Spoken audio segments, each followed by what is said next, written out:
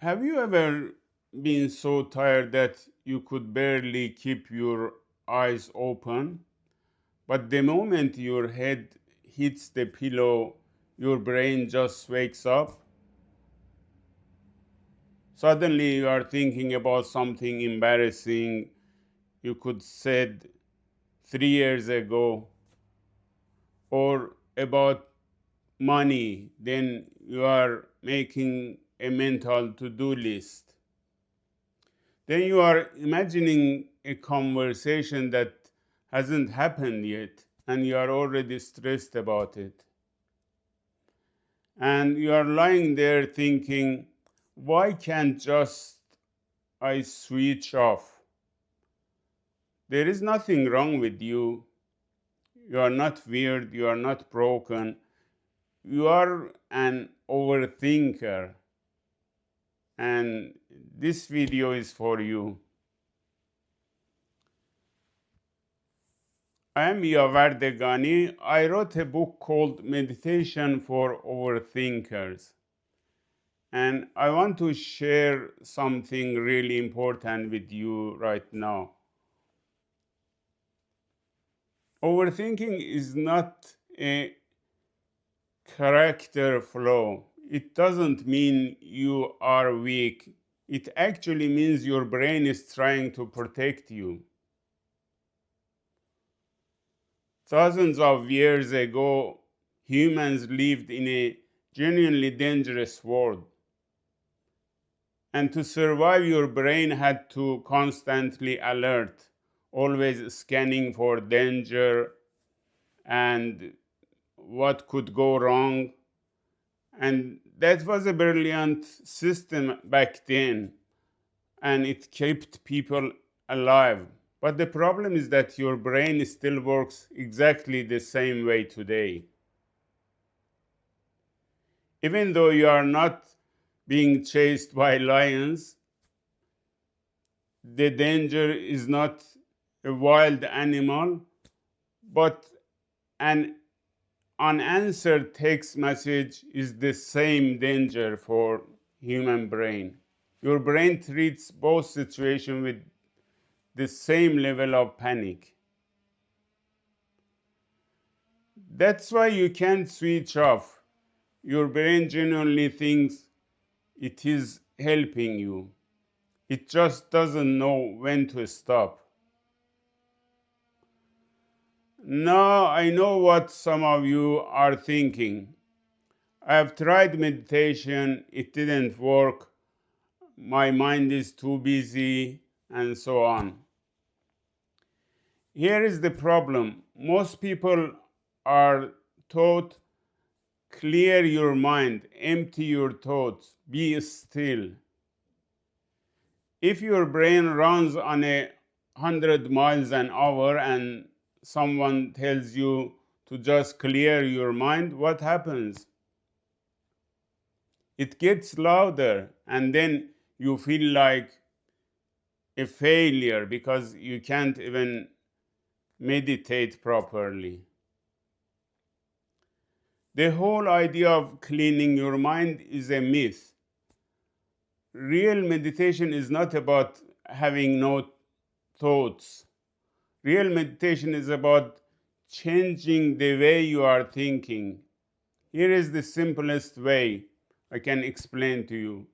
You are just like sitting beside a busy road. There are a lot of cars constantly coming and making noise. You can't do anything. That road is your mind, and those cars are your thoughts. You have two choices: jump in front of every car and try to stop it, exhausting and doesn't work, or sit on the bench and watch. Let the cars go past. Notice them, but don't stop them. That is meditation. You are not the cars, you are the person on the bench. Here are 3 simple techniques from the book. No equipment, no experience needed. Number 1 is this: 2-minute breath. Forget 20 minutes of silence. Start with 2 minutes. Sit anywhere, set a timer, close your eyes, pay attention to your breathing. Not deep breathing, just not special breathing, just normal breathing. In and out. Your mind will wander. That's fine. The moment you notice, just gently bring your attention back. Every time you notice you have wandered and come back, that is the meditation working. You are training the muscle of awareness. 2 minutes every day. The technique number 2 is naming your thoughts. This is a very strong one. When your mind is racing, instead of trying to stop the thoughts, just give each one a single word. For example, worry, planning, memory, fear. So when you are over there lying and then on the bed and the thoughts are coming, if that thought is worrying about something, just call it worry. If you are thinking about a past memory, just call it memory. And if you are imagining something bad for tomorrow, just call it fear. This creates a tiny bit of distance between you and the thought. Instead of drowning in it, you step back just to be enough away from it to observe it. Scientists call this affect labeling, and studies shows it genuinely reduces the intensity of anxious thoughts. Name your thoughts instead of fighting them. The technique number 3 is to give worry a time slot. That means that you set aside 15 minutes every day, same time, maybe after dinner, and call it your worry time. Write everything down, every concern, every fear, every what if. Get it all out. When the 15 minutes is up, close your notebook, done. Here is why this works. A big reason overthinkers cannot drop thinking, cannot stop thinking, is their brain is afraid that if it stops, something important will be missed. Worry time tells your brain, we haven't forgotten. You don't need to bring this up at midnight.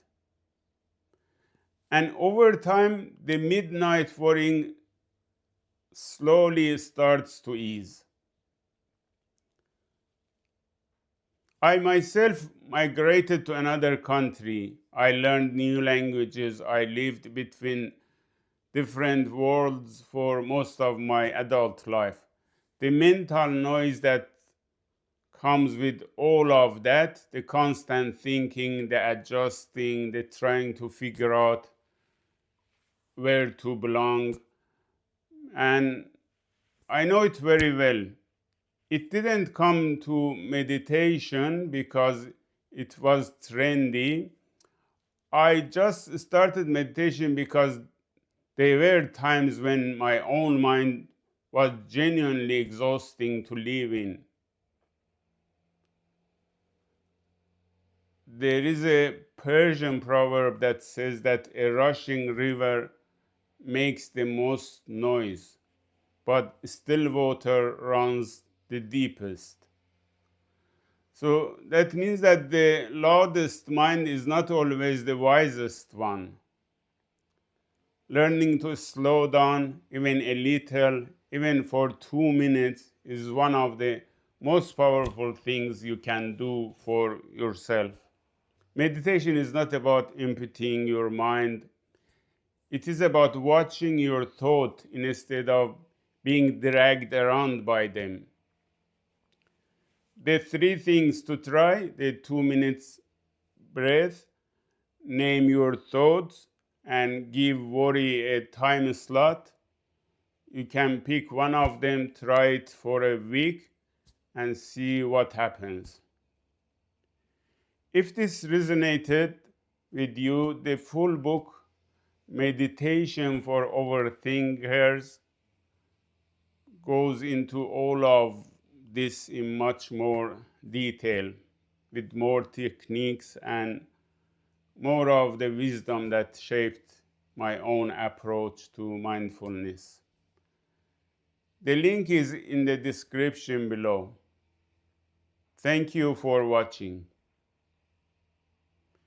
Be kind to your mind, and I'll see you in the next video.